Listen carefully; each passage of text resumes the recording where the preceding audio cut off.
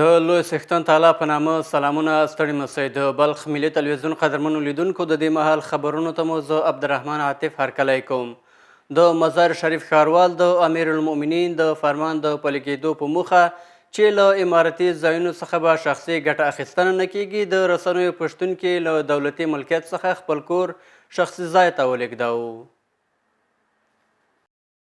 د مزار شریف ښاروال د رسنیو پشتون کې اعلان وکړ چې د اعلی قدر امیر المؤمنین د فرمانونو د پلي کېدو په مناسبت چې له مخې به د اسلامي امارت حیث یو کارکوونکی له امارتي ځایونو څخه شخصي ګټه نه اخلي، نو په همدې اساس د مزار شریف ښاروال هم وویل چې په لږ ځنډ سره به دغه امارتي ځای خالی کوي. با تأخیر فرمان علی قدر امیر المؤمنین از خداوند لا یزال،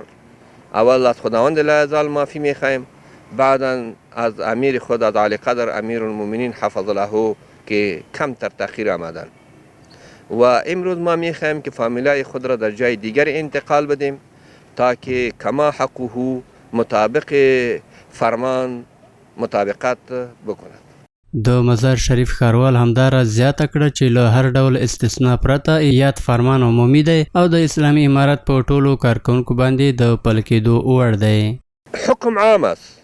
دیگه استثناءات نیست. پیام و دیگر این است که اجالتا حکم تطبیق شود و یک حکم است، فرمان است،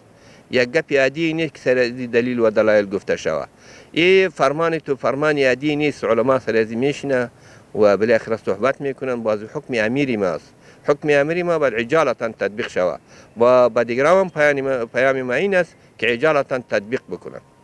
د یادولو وړ ده چې د افغانستان د اسلامي امارت امیر المؤمنین د یو فرمان په لړ کې د امارت ټولو مسؤلینو او منصبینو ته امر وکړ چې د امارتي امکاناتو او تجهیزاتو له شخصي ګټې اخیستنې څخه ډډه وکړي.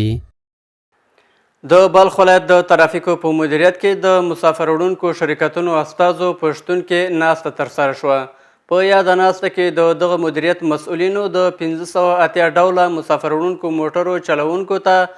مادهیزه کړنلاره وړاندې کړه او ټینګار یې وکړ چې موټر چلوونکي دې د یادې کړنلارې له مخې خپلې دندې ترسره کړي. د بلخ ولایت د ترافیک مدیر د کابل مزار په لوی لار تلونکو مسافرو ته د اسانتیاو رامنځته کولو په موخه 580 ډوله مسافر وړونکو موټرو چلوونکو ته د مادهیزې کړنلارې له ټاکلو څخه خبر ورکوي. په یاده ناسته کې د ترافیکو مدیر ټینګار وکړ چې موټر چلوونکي دې دغه کړنلاره په خپلو دندو کې پلي کړي. موږ خو د ترانسپورټ ټولو اډو ته خبر ورکړي چې د اینده وخت څخه د دغه تاریخ څخه بیا دا چې ضربتاري 580 موټران نشیان او 15 وخت لمنځو ته به درېږي، د باربریانو سره به سم برخورد کوي، د هر سپاري چې ضرورت ورته درېږي به او پر ګولایانو به تیز نه ګرځي او کشنو موټرانو احترام به کوي، خیال به ساتي غټ موټران، نو اخلاق به د دغه سره کوي، د ډریورانو سره د سپاریانو سره که چیرې دوی دا عملي نه کوي انشاءالله د دوی سره به موږ بیا د دوی موټران به موږ توقف ورکړو. له بلې خوا په بلخ کې د ترانسپورتي شرکتونو استازو د یادې کړنلارې له پلي کېدو څخه د ډاډ ترڅنګ یې زیاته کړه چې هڅه کوي ترڅو د کابل مزار په لوی لار تلونکو مسافرو ته لا زیاتې اسانتیاوې برابرې کړي. از توسعه جناب مولوی صاحب خرسند شدیم، بسیار راهنمایی خوب کردن، دیگه خداوند خیرشان بده، ما همکارشان میباشیم، ما هرچی کوشش میکنیم که مردم ما آسوده باشن، آرام باشن، سفر خوب نمایند همراه ما. ما وعده هم همکاری که همراه مدیر صاحب چیزی که موضوع را برای ما گفتن و که همین 7 مورده که مثال شما میره جلوگیری کنین، ما همکار هستیم که مدیر صاحب باید توصیه کنیم برای محترمانه خود، گرچه توصیه هم کردیم برایشان گفتیم هم که این رقم باید در رفتار که مسافر که در داخل موتر است کدشان اگر رفتار نیک و خوب داشته باشن دیگه همه موضوعات انشالله دست همشان میرسونیم. هر ترانسپورت از خود باید کوشش بکنه که مسافر خود با وجه هستنش با خوبی و خوشی قسمی که مسافر راضی باشه پیشش ای به موافقتش از باید این کار بکنه، چون به نفع خودش است، به رشدش خوب است، با خدماتی که ارائه میکنه این خوبتر است. همه موارد شما بدل جان میپذیریم. توصیه ما به دریورا و پرسنل ما در این قسمت آدمی می باشه. د بلخ ولایت د ټرافیکو مدیریت په داسې حال کې د یادې کړنلارې له جوړېدو څخه خبر ورکوي چې څه موده مخکې له کابل څخه بلخ ولایت ته تلونکي 508 ډوله مسافر وړونکي موټر د چپه کېدو له امله 20 تنو خپل ژوند د لاسه ورکړ. د دهدادي ولسوالۍ د کرنې او مالدارۍ ریاست مسؤلین وایي چې د شاتو مچیو د کاروبار غوړېدو په موخه یې له 250 بېوزله کورنیو سره 250 صندوقه د شاتو مچیو مرسته ترسره کړه. ورته مهال دغه کورنیو له کرنې ادارې سره د همکارو مؤسسو څخه مننه وکړه او ژمنه کوي چې د شاتو مچیو روزنې او دودولو په برخه کې به خپلې هڅې لا زیاتوي.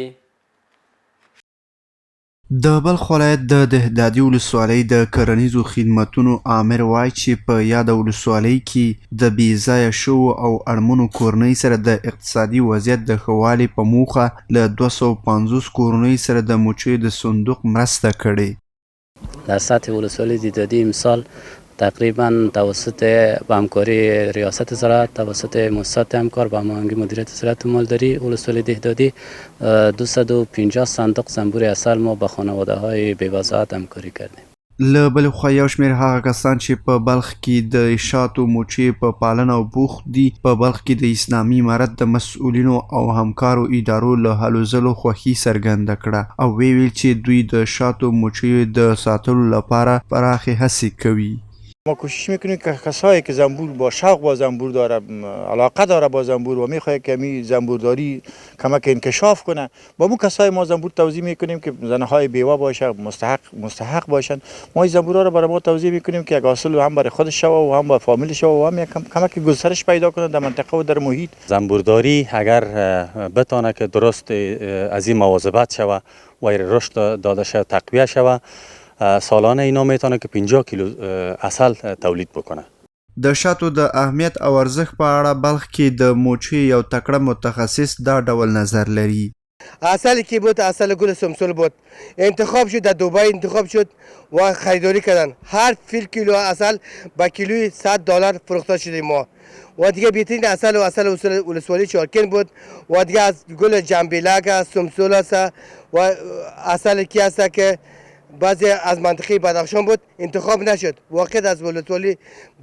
بلخ انتخاب شده بوده.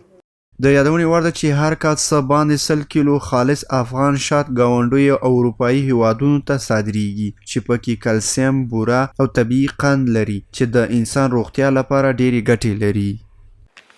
د بلخ ملي تلویزیون قدرمنو لیدونکو دا د دې مهال خبرونه تر بیا ښه وخت د الله په امان.